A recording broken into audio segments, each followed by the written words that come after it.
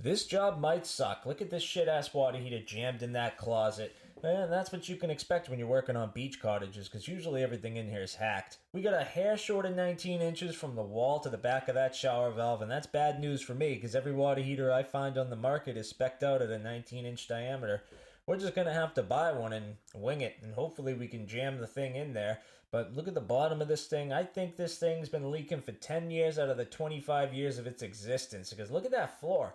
That's another thing I don't understand. Somebody recently redid the floor in this bathroom. So it must have been leaking and they just didn't give a fuck and put the thing back. But hey, this thing's been leaking for a long time. That's my guess. We got 19 inches on the dot. These things have about 2 inches of insulation on them. So worst case, I could probably just give it a haircut right down the side to squeeze the bad boy in. But that's not going to be necessary because boom, baby.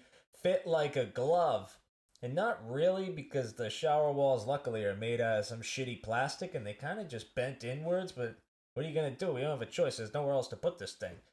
And if you do contractor rewards, you can go ahead and steal this number. I stopped redeeming them because I was buying water heaters for like 8, 9 years since I've been open, and I got like a $3 pair of needle nose pliers that took 6 weeks to ship to my house. So I said, fuck that, I'm not doing that anymore.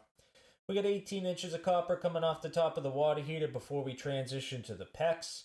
Some other plumber had come in here and repiped the entire cottage in half-inch Uponor, so that's what we got to work with, and that's like the old saying, sometimes you got to fuck with the dick you have. So we're just going to reconnect to that half-inch, but at least we gave him the copper coming off the top, new ball valve, vacuum breaker going on top, and this is the drip leg for the relief valve, cemented into the slab. That's a first for me. I've never seen that. You can see there's a split.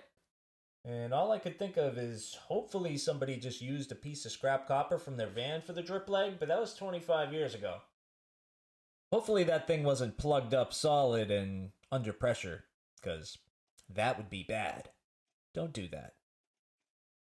But anyway, I don't think this one came out too bad. It's a quick 10 grand on a Friday afternoon.